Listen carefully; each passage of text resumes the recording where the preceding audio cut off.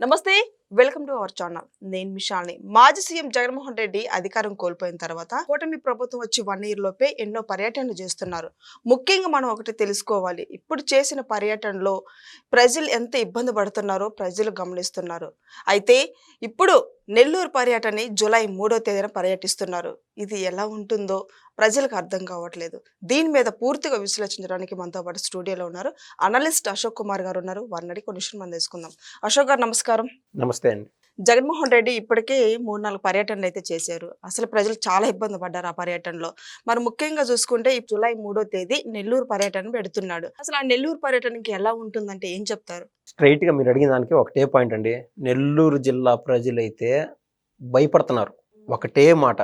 ఎందుకంటే ఇప్పుడు మీ పిల్లలో లేకుంటే ఎవరైనా సరే సహజంగా తల్లిదండ్రులు ఏ విధంగా చెప్తారంటే వాళ్ళ బిడ్డలకి ఒరే నాయనా ఒకటితో తిరగ్గాకరా అని చెప్తారు. వాస్తవంగా ఎవరైనా ఒక చెడ్డ వ్యక్తో ఇంకొకరు ఉంటే ఒకటితో తిరగ్గాకరా అని మొదలు పెడతారు చిన్న వయసు నుంచి. పిల్లవాళ్ళకి అర్థం కాదు.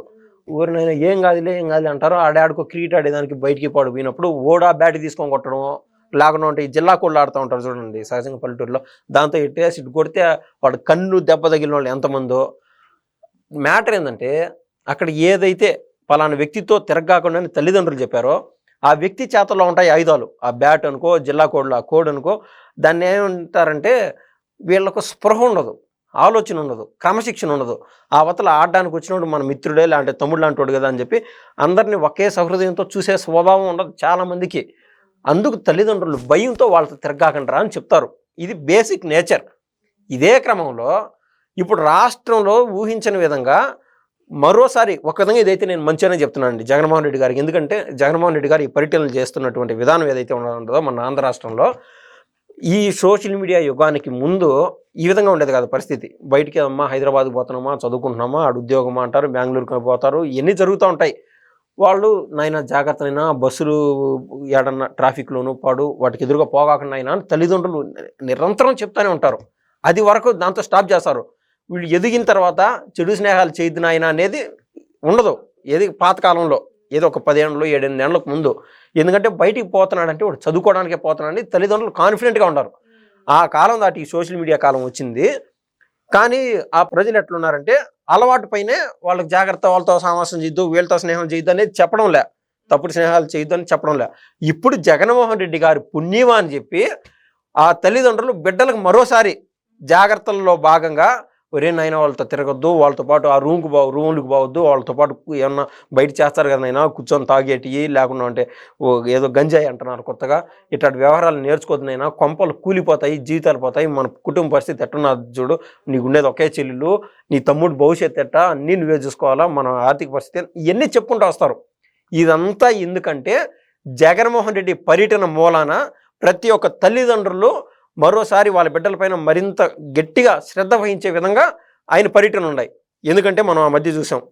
అంటే నేను చెప్పిన దానికి ఈ ఎగ్జాంపుల్కి ఆప్ట్ కాదు. ఏదంటే అండి పులివెందులలో జగన్మోహన్ రెడ్డి గారు పర్యటించారు సొంత నియోజకవర్గంలో.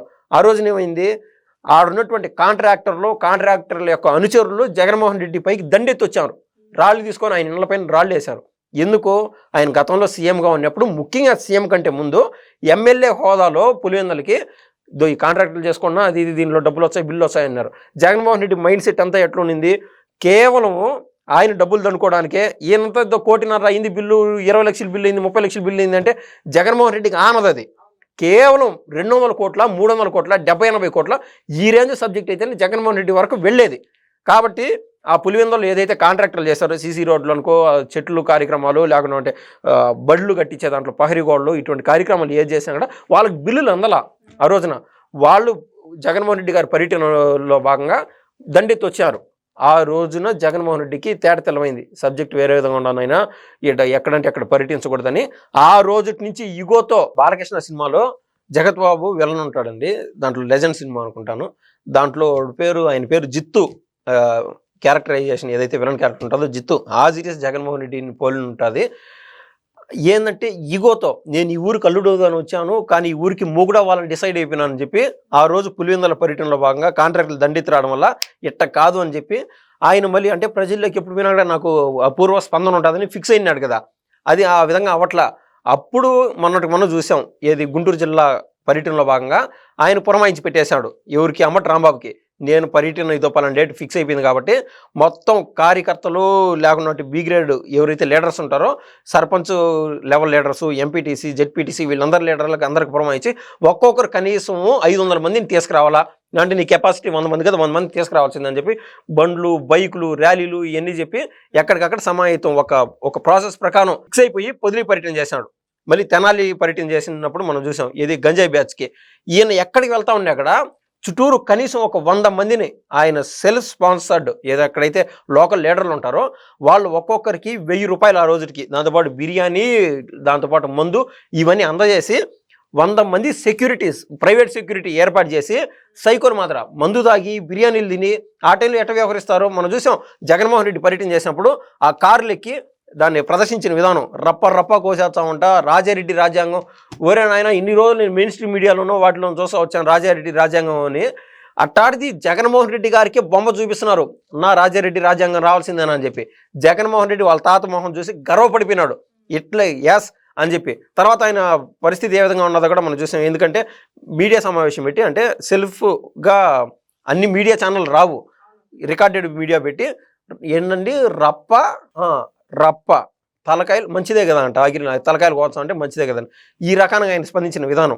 తెనాలిలో ఏదైతే గంజాయి స్పాన్సర్లు, గంజాయి స్మగ్లర్లు, గంజాయి డీలర్లు, పెడ్లర్లు అంటారు, అదేవిధంగా చుట్టూరు పిల్లల్ని భయపెట్టడము, అదేవిధంగా ఆడ మహిళలు మెడలో సరుల్లో లేకుండా చైన్లో పెరుక్కోయి అమ్ముకోవడం, ఆ బ్యాచ్ను పరామర్శించేదానికి పోవడము.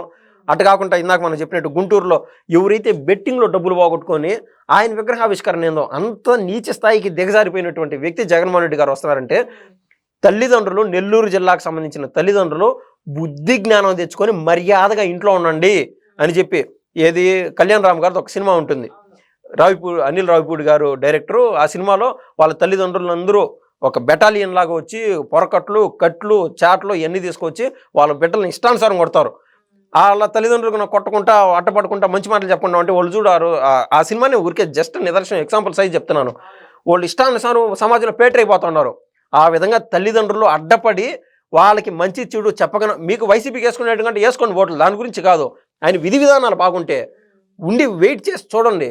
ఆయన ఏ విధంగా ఏంది బెట్టింగ్లో ఓడిపోయినోడికి ఆయన విగ్రహాలు కట్టడం ఏంది, విగ్రహాల ఆవిష్కరణకు రావడం ఏంది, గంజాయి అంత దిగజారపడం ఏంది, గంజాయి స్మగ్లర్లకు అడిగి పోయి ఓదార్చడం ఏంది, అంతెందుకు పొగాకు రైతులకి 1.5 నెలలోపు న్యాయం చేస్తామని చెప్పి బాబు గారు, నారా లోకేష్ గారు, కళ్యాణ్ గారు చెప్పినారు. కానీ ఈలోపే ఈయనకి ఏదో పోనకాలు వచ్చేసినట్టు మళ్ళీ పోయి ఆడ పొగాకు రైతులకు అడిగి అక్కడి నుంచి బస్తాలు వేస్ట్ చేసేసి, అంటే తొక్కేసినప్పుడు పనికి రాకుండా పోతుంది ఆ పొగాకు ఏదైతే ఉందో. అక్కడ కాబట్టి అంతకుముందు గుంటూరు మిర్చి యార్డు పోయినప్పుడు అంటే ఈయన స్వభావం చూపించేలా నాకు జనం వస్తున్నారని చెప్పి అది పోర్ట్రేట్ కోసం ఒక్కడు చెప్తున్నాండి. ఆ మధ్య కరెంట్లో స్కామ్ అన్నారు, అమెరికాలో ఉండదన్నారు. ఆ కేసు అంతా అది ఎట్టమైంది ఎవరికి తెలీదు. తర్వాత జగన్మోహన్ రెడ్డి గారు కాకుండా కొడాలి నాని ఇసుక స్కామ్ అన్నారు. అదేవిధంగా ఈ మద్య స్కామ్ అనేది ఇప్పుడు లైన్లో ఉంది. దీనికి మునుపు వాలంటీర్లు ఏదైతే ఉన్నదో 1000 కోట్ల రూపాయల స్కామ్ అన్నారు, అది ఎట్టపోయిందో. రేషన్ బియ్యం స్కామ్ ఎట్టపోయింది, జగన్మోహన్ రెడ్డి గారు ఇన్వాల్వ్మెంట్ లాంటి ఇవన్నీ జరగవు. ఇవన్నీ ఎట్టపోయినాయి, కనుమరుగైపోయినాయి. This is the master brain of Jaganmohan Reddy surely. ఎందుకంటే పర్యటన చేసి రప అనే దాని ముందు నీకు మద్యం స్కామ్ ఎట్టపోయిందో పెద్ద సైజు అండి మద్య స్కాము. అదే కంటికి కనిపించకుండా పోతుందంటే ఇంకా ఈ పీడిఎఫ్ బియ్యము లేకుండా ఉంటే వేరే స్కామ్లు ఎక్కడికి వస్తాయి, బయటికి కనపడనీయకుండా చేస్తున్నాడు జగన్మోహన్ రెడ్డి. ఎప్పుడైనా సరే ఈ విషయంలో కానీ అరెస్ట్ చేస్తే అవన్నీ పాత కనుమరుగైపోయే విధంగా జనంలో సింపతి కోసం. అంతెందుకంటే గాలి జనార్దన్ రెడ్డికి 7 ఏళ్ళు జైలు శిక్ష అన్నారు. ఒరే ఇంత బతికినాడే 7 ఏళ్ళు ఎట్టుండగలుగుతాడు బా అనుకున్నా. 7 రోజులకు బయటకు వచ్చేసాడు. ఇంక ఏమనుకోవాలా, బెయిల్ వచ్చినాయి వచ్చేస్తున్నారు. జగన్మోహన్ రెడ్డికి ఆ మాత్రం భరోసా ఉన్నది, కేవలం ఆయన కోరుకుంటాను సింపతి కోసం. ఇప్పుడు కూడా ఆల్రెడీ మొన్న ఒక విషయం చెప్పిన, వాళ్ళ కూతురు నిరికించినటువంటి వ్యక్తి, నేను అంటాను ప్రతి తల్లిదండ్రులకు నేను ఇస్తున్నటువంటి సూచన ఒకటే, జగన్మోహన్ రెడ్డి నెల్లూరు పర్యటనకి ఎందుకు వస్తున్నాడో కాకాని గోవర్ధన్ రెడ్డిని పరామర్శించడానికి. ఎందుకంటే ఆయన జైలుకు పోయించినాడు కాబట్టి.